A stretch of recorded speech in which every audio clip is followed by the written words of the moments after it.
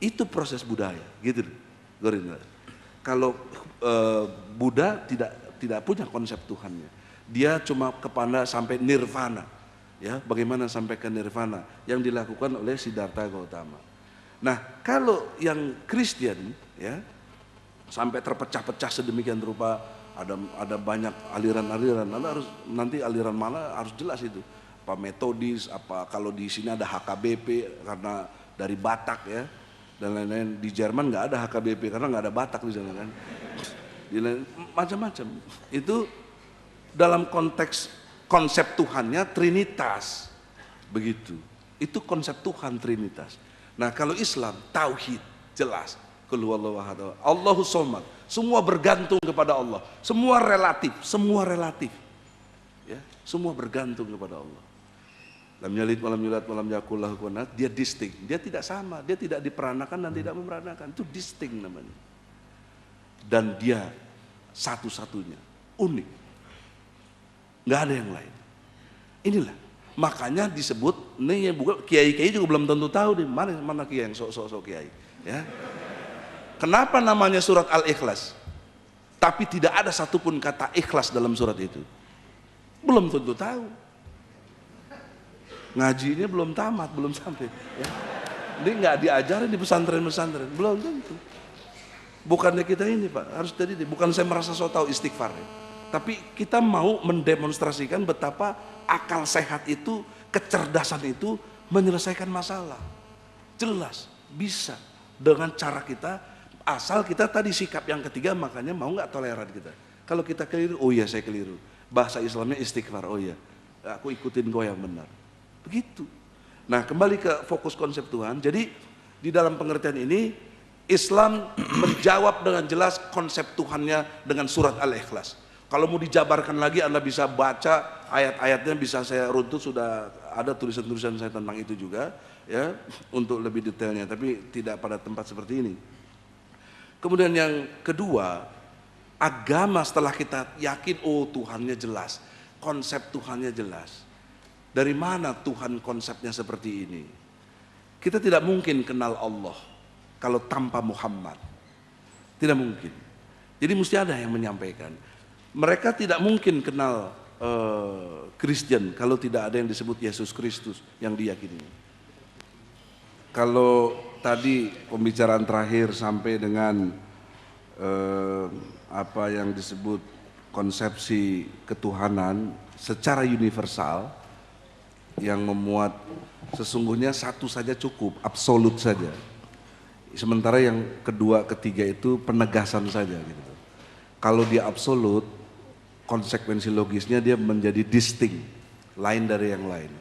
Karena dia lain dari yang lain, maka dia menjadi unik. Jadi sesungguhnya kategori sesuatu yang bisa disebut Tuhan itu yang absolut, mutlak, totalitas, tak terbatas, tak tertandingi, tak terkalahkan. Itu muatan dari kata absolut. Yang penegasannya menjadi distinct dan unik, lain dari yang lain dan satu-satunya. Itulah yang pantas jadi Tuhan. Nah setelah itu kita breakdown ke tiap-tiap agama yang mengklaim punya konsep Tuhannya, ya kan? Itu logika sederhana. Jadi objektif. Di sini disebut objektif. Nah sekarang secara sistematisnya, karena masing-masing klaim agama itu mempunyai konsep Tuhan, perlulah dibandingkan dengan parameter tadi. Kita jangan seperti P4 dulu kan semua agama sama, baik, semua agama benar. Bagaimana kalau semuanya baik, semuanya benar, agama itu sendiri nggak ada yang benar, nggak ada yang baik jadinya. Karena nggak jelas, nggak ada parameternya apa. Dikatakan baik, pasti karena ada yang salah atau ada yang tidak baik. Dikatakan salah karena ada yang benar. Jadi logikanya itu kepada logika akal sehat kita. Karena kalau tidak ada bandingan-bandingan seperti itu, kita tidak punya patokan. Nah itulah yang saya maksud satu konsepsi ketuhanan. Dilihatlah konsep Tuhan masing-masing. Sehingga nanti cara berpikir kita, hati nurani kita, apakah nanti mau toleran atau tidak, itu udah soal pilihan. Yang jelas cara berpikir kita mesti benar. Nah sistematikanya, kalau dari sisi ajaran Islam, saya melihat tadi kepada surat Al-Ikhlas. Ya, qul huwallahu ahad, Allahus samad, lam yalid walam yulad walam yakul lahu kufuwan ahad. Muatan absolut, distinct dan unik itu tercakup semua di dalam penjelasan yang Allah jelaskan. Nah, kondisional absolutnya bahwa Allah menunjukkan dia absolut, dia menguasai totalitas jagat raya ini yang dengan pengertian wa awalu wal akhiru wa johiru wa huwa bikulli syai'in alim. Dia yang awal, dia yang akhir, dia yang menguasai segala sesuatu dan dia mengetahui segala sesuatunya.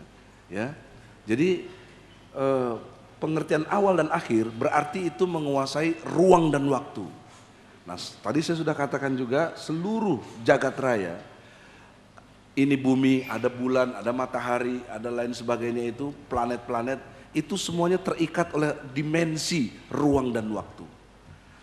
Maka sistematika penjelasannya adalah karena dia menguasai ruang dan waktu, ya, makanya tadi saya tanyakan, secara fisika yang kita bisa pahami, dia menguasai ruang dan waktu, maka apapun di dalam ruang dan waktu itu dia ketahui. Jadi kalau tadi saya tanya kenapa Allah itu maha tahu, karena dia menguasai ruang dan waktu. Dan ruang dan waktu itulah eksistensinya. Bahkan dia bersumpah demi eksistensinya. Wal asri. Nggak mungkin suatu kata sumpah kalau bukan untuk sesuatu yang lebih dihargai. Atau nggak mungkin saya sumpah demi pembantu rumah tangga saya, nggak ada. Saya sumpah demi bapak ibu saya, masih masuk akal. Saya sumpah demi diri saya sendiri, potong leher saya, gitu. Nah Allah bersumpah, wal asri, sesungguhnya demi masa, semua rugi, ilal ladzina amanu dan seterusnya. Kita tahu itu eksistensi dia. Jadi eksistensi dia. Bahkan di surat Toha juga disebutkan innani anallah, aku inilah Allah.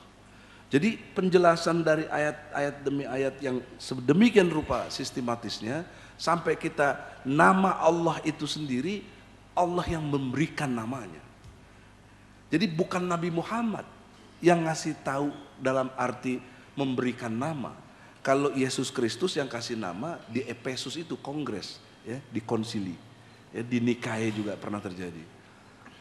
Bahkan penetapan tentang Natalan itu Pak ya, yang tanggal 25 dan lain sebagainya itu kontroversi sekali.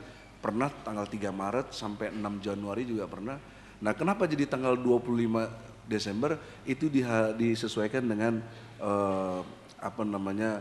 budaya yang di Eropa tentang Christmasnya itu, ya, dikaitkan ke akhir tahun begitu, lebih kepada pergantian tahunan. Nah ini yang kita lihat dalam baca sejarah. Tapi kalau konteks Allah, konsep Allah itu murni, makanya setelah konsep Tuhan yang jelas, agama itu kategori yang bisa kita ukur benar atau tidaknya, lihat dari sistem ajarannya, yang membawa ajarannya ini, dan sistem ajarannya. Nah yang membawa ajaran kita ini kan Rasulullah Muhammad SAW. Tadi di ruang kita istirahat, saudaraku Pak Roland bertanya kenapa harus Muhammad katanya. Ya, kenapa harus Muhammad? Nah, jawaban saya, Anda boleh lihat dari sisi historis Rasulullah kita Muhammad sallallahu alaihi wasallam, dia tidak pernah mendapatkan satu sistem pendidikan. Dia ummi. Jadi tidak mungkin seorang yang ummi bisa bicara banyak hal yang dimensinya sampai dibilang majnun dia, nggak nyambung dia tuh, ya. Orang-orang Arab waktu itu yang jelebo itu nggak nyambung gitu, ya. Jelebo itu maksudnya jelek dan bau, nggak nyambung. Makanya dia dibilang majnun nih orangnya. Nah itu dia tidak mengalami itu, dia ummi. Yang kedua, dia tidak mengalami intervensi pendidikan dari sistem keluarga, tidak. Bapaknya telah meninggal sebelum dia lahir. Kemudian setelah dia lahir dia dengan ibu susuan, tidak dengan ibu kandungnya. Maka peristiwa orang tua tidak mempengaruhi Rasulullah. Kemudian yang ketiga, dimensi lingkungan